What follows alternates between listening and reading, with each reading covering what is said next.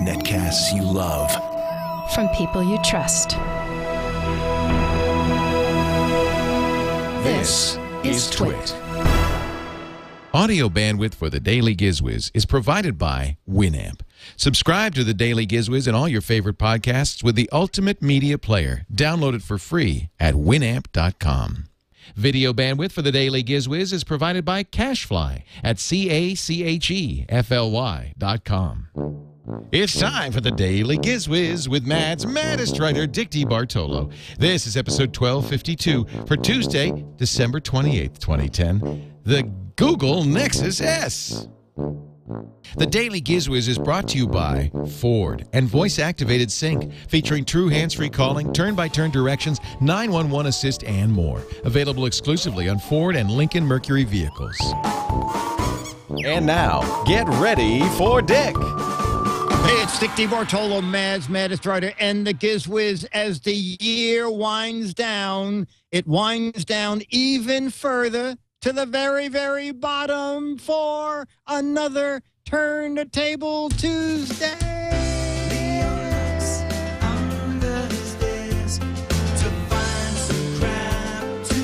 Oh, look, here's some crap to share.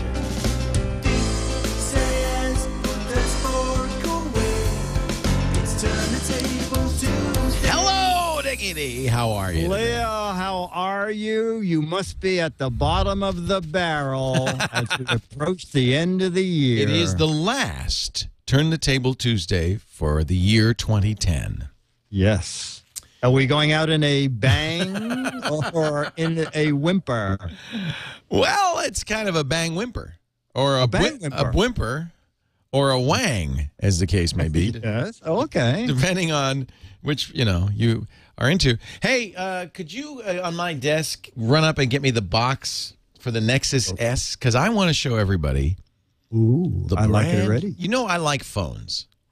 I know you do. It's funny. I know you do. For years, I was a computer tech guy. You I were talked a about computer computers at one time? I was a computer. Oh. No. And then the internet came on, and so I was internet and computers.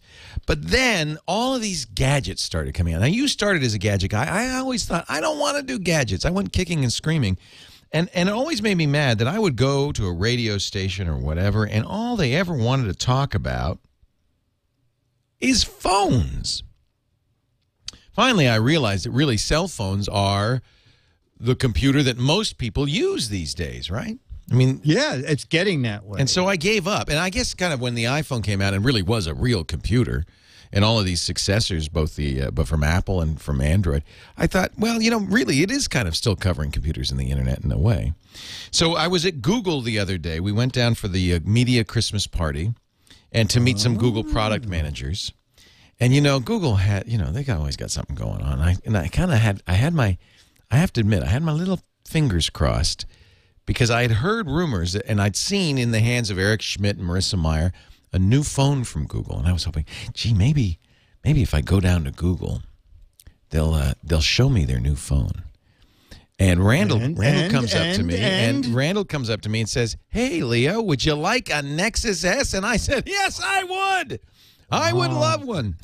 Now, remember that Android, the operating system that Google does, is open source and free for anybody to use. So you can use it on anything, on a tablet, on a car, or on a phone. And because it's open source, you can also modify it in any way you want. So there are, all different, as you know, I mean, if you used a Motorola Droid, that they have one kind of user interface. HTCs have another kind of user interface. They're all kind of modified.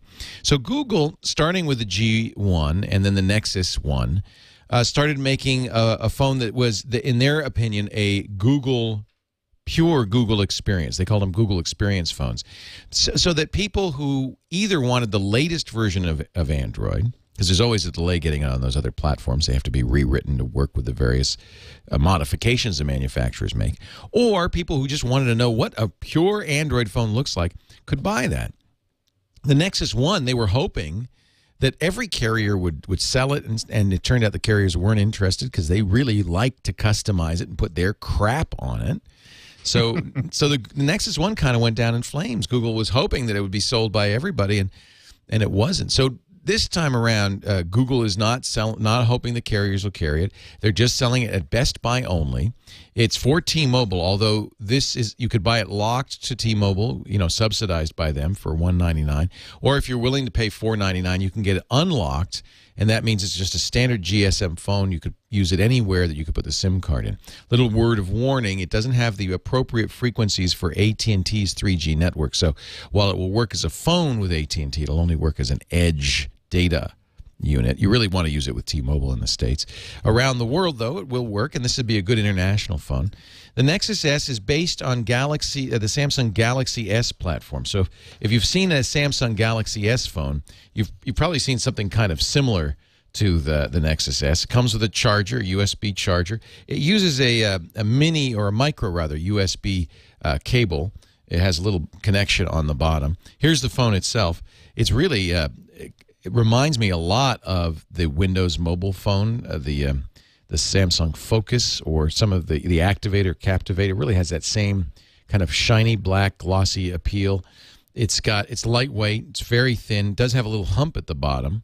That's, I presume, where the antenna is. And then Google's selling it with a kind of an interesting selling point that it has a curved screen. You can see it's very slightly concave.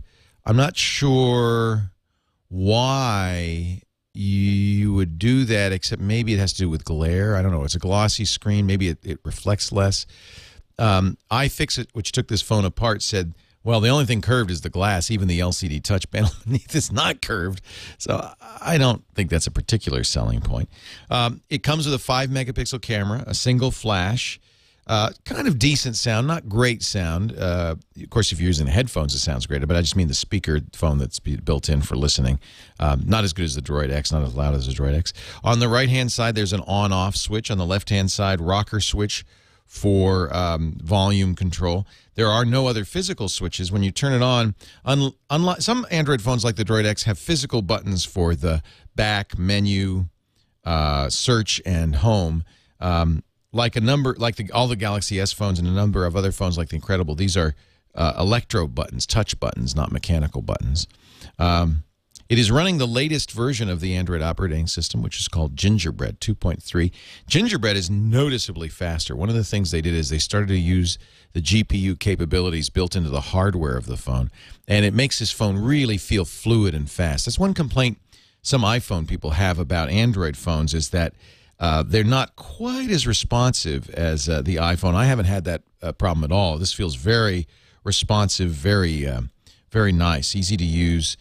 It comes with some updated versions of Google software and some new control panels, some different changes. For instance, the menu now has a Manage Apps item. After years of telling you don't need a task manager in Android phones, they actually give you a task manager. It also kind of is a cool battery manager that shows you not only which applications are using a battery, but when and how. There's a graph. I showed this to the folks on This Week in Google, and they said, that is about the geekiest thing I've ever seen. Leo, what's the size of that screen? This is a 4-inch screen. That's a good question. So it's a little bigger than the Nexus 1 or the iPhone, and a little bit smaller than the Droid X or the Evo. It's not the 4.3. It's 4-inch. It's actually a good-sized screen. I think it really looks good. It's an AMOLED, Super AMOLED screen that really gives you just rich colors. You notice I have a black background. I use black whenever I can. On AMOLED screens, black uses less power. So the display, as you can see here on this battery graph, is always the thing that drains the most power. So the less you can use the display, or the less power you use of the display, the better. This is kind of fun. This will actually give you a graph. I haven't just unplugged it, so it doesn't have a graph, but it would have a graph of how much power was used and whether the Wi-Fi used screen or the charging, which applications. It really gives you a lot of geeky kind of information. But this is a nice, fast system. It has an updated Android marketplace. There is the new Maps 5.0 came out, and it has the full multi-touch that allows you to use Maps 5.0. In fact, let me show you. I was going to show you Angry Birds, but let me show you the new Google Maps, which is, this is gimmicky, but it's kind of cool. Instead of using a bitmap for the map drawings, it uses a vector-based map system. So you can zoom in. I'm going to turn off the satellite background, and you can zoom in on the map, and it draws it immediately because it's completely vector-based. So you don't have to preload the map content. You don't get that weird thing that you used to get when you loaded map content of, wait a minute, I got to download that from the internet. It draws it instantly. But here's the coolest feature. I'm going to turn the satellite back on. We're taking a look at Manhattan. And now this, it does have to download the satellite images of Manhattan. But what's really cool about the new phone, let me find downtown. In fact, let me find the GizWiz.Biz's house. Yeah. So it's around here somewhere. What's the LEDs on the roof? Is that Manhattan? Can you recognize that from the picture? There it is. There's the island. Yeah, there's Central Park. And so there's let's the Hudson River. Yeah, there's the Hudson River. So let's zoom in a little bit. We'll zoom in on downtown or Midtown rather. Now this is what's cool. So there's Times Square. I'm going to zoom in a little bit more. Now I can use pinch to rotate it. So this is kind of neat. You couldn't do that before in maps. But if you use 2 fingers and scroll down, watch, it actually changes the angle. This is kind of like Google Earth. Now, supposedly, let's see if this is the case. Oh, no, it took me home again. Shoot, I have to go back to New York. I bet those people downtown are freaking out, wondering why they're being turned one way and the other. In New York and other cities, they've actually got 3D models. So when you rotate like that, the skyscrapers kind of rotate up, and you can get a great view of the skyscrapers. This is the new Google Maps. Interestingly enough, it wouldn't work as well on the Nexus 1, the last Google phone, because it didn't have the full multi-touch capabilities. 5-megapixel camera. Now, I don't rate cameras only by megapixels. I really think that one of the ways to judge a camera is by the quality of the image. And I have to say, even though my Droid X has 8 megapixels, the image quality is not nearly as good as it is on the Nexus S. I think this is the best Android camera I've seen yet, which is nice because that was one thing the iPhone really did well, was have a great camera in it. It does have a front-facing camera, which is kind of cool. You know, everybody's starting to do this. The Evo had it. Of course, the iPhone has it. More and more Android phones are getting it. But there's no software really to take advantage of this. I hope at some point we'll be able to, you know, FaceTime's the only way to do it on the iPhone right now, and it doesn't work with anybody else, so you can't FaceTime anybody. I don't know if people really want to do, you know, face-to-face video calls, but maybe if this becomes ubiquitous, it'll be something you'll look for. One complaint a lot of people have is when you go to video, it does not shoot 720p high-def video. It only shoots 480p. On the other hand, I have to say that when I shoot 720p video on the Droid X, it stutters a lot. It's hard to keep up with 720p for the Droid X. So I have a feeling that this was a decision Google made to give you smoother video playback. And I think 480p is pretty good. I'm not going to complain about 480p by any means.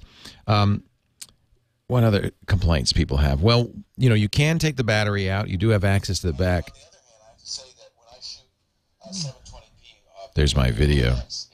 It's pretty smooth. I think this video looks fine. Nice. I don't think it's bad video at all. You know, but if you want 720p, this is not the phone for you. No, is this on the market now? This is on the market now. Best Buy has it. As I said, $199 subsidized with T-Mobile, and I think $499 if you want to have an unlocked version. The other negative is no SD card. It has a lot of memory. It comes with, I know, comes with 512 megs internal storage and 16 gigs, you know, SD card storage, but it's not removable, and you can't put another one in there, so you're stuck with 16 gigs. Yeah, if you want 32, this is not the phone for you. I find there's enough space on here for me. There's plenty of application space on here. And, you know, I put music on here, but I find that, you know, 16 gigs of music's a lot of music. Yeah. Now, unfortunately, this is a great screen. Video would look great on this. And because you only have 16 gigs, it might not be the ideal video playback system. I like this phone a lot. I think this is a great phone. Battery life is comparable to all of the Android phones, which is not that good. You'll get through a day if you nurse it. Do things like have a black background on it. But I always have chargers everywhere, in my car, at my desk, at work, and at home, and I just plug it in whenever I can. Not a great choice. You do have a replaceable battery. I guess you could carry an extra battery, but not a great choice if you want maximum battery life. I think the iPhone 4 is a better choice in that respect.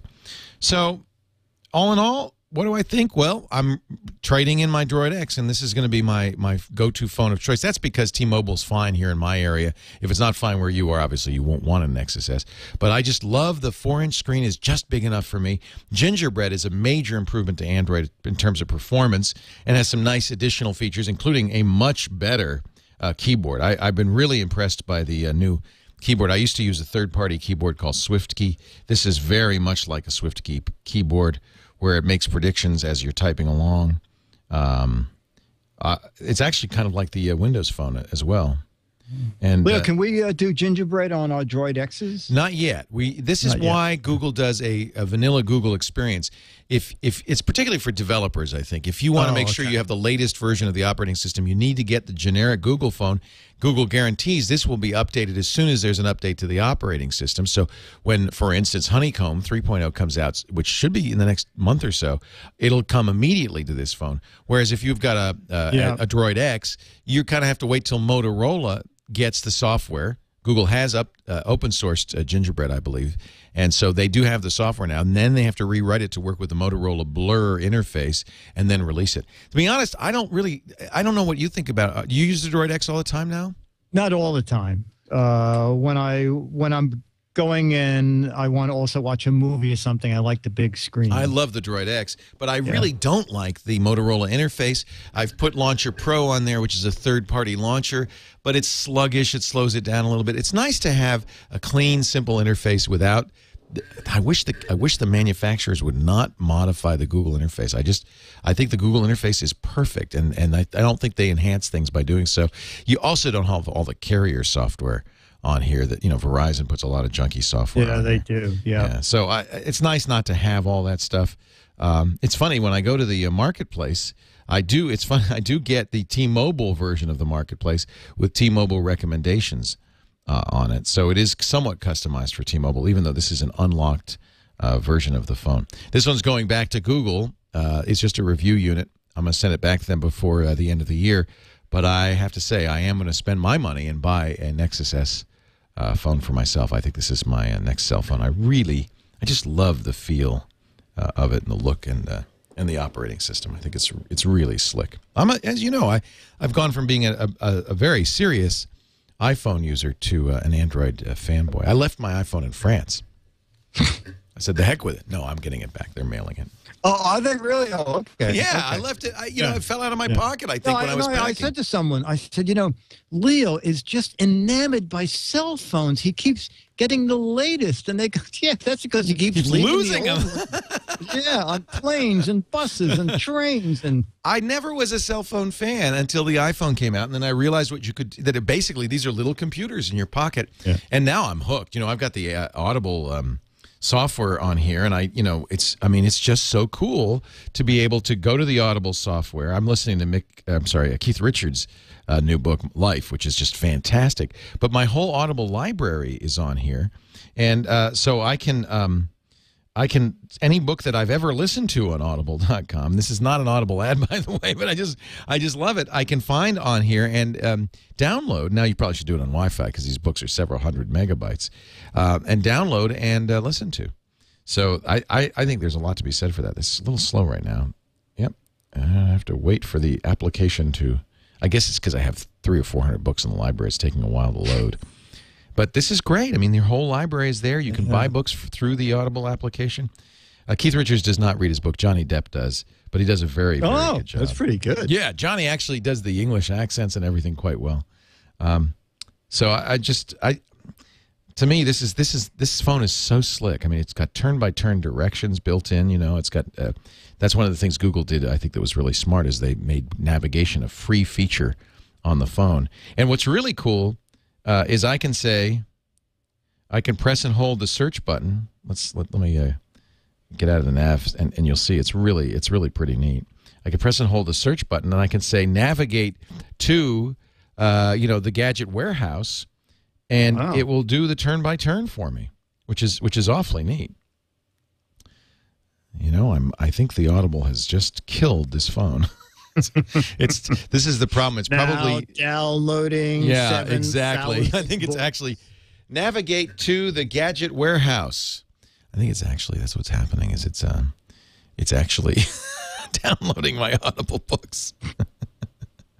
All right, so this is taking you to the public library instead. I'm actually very curious where it's going to decide the exactly metric to the gadget warehouse. No, that's not quite right.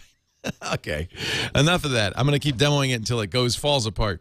So there you go. The Nexus S, that's the newest true Google, vanilla Google phone, and I have to say, very, very nice phone, my phone of choice.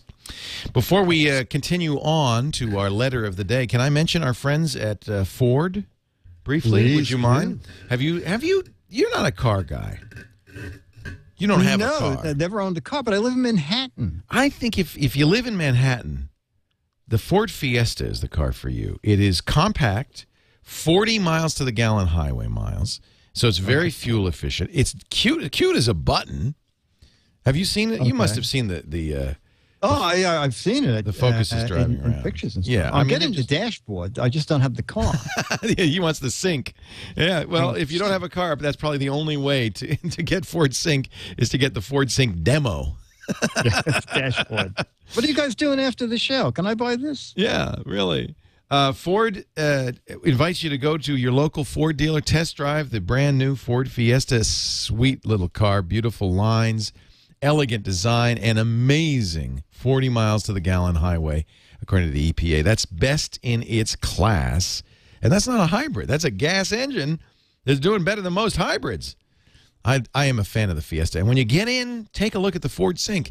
True hands-free calling, turn-by-turn directions. Yes, there's a GPS in every Ford Sync unit. And, of course, 911 assist for safety. There's just no better way to go. I have one more thing to mention. How would you like to go to Spain, to Madrid to be exact, to test drive the brand new 2012 Ford Focus? They're taking a bunch of people to Spain to do that, be one of the very first people to test drive the Ford Focus, that brand new international car that Ford's built. I mean, a gorgeous, but oh man, sweet vehicle. And I'm going to go too. I'm excited about that. And not only that, if you win this little contest, you will also get $10,000 to donate to the charity of your choice. Ford's going to donate $500,000 in all. Here's what you do, and you only have a few days left. Go to TWiTFordFocus.com. TWiTFordFocus.com. That's a Facebook page. And make that 2-minute video that they ask of you. The instructions are on the website. And a tip of the hat to Ford for our support. We really appreciate it. A great year 2010 has been thanks to Ford. And make sure you go to TWiTFordFocus.com to cash in on that excellent Ford Focus. Test drive. We're going to Madrid.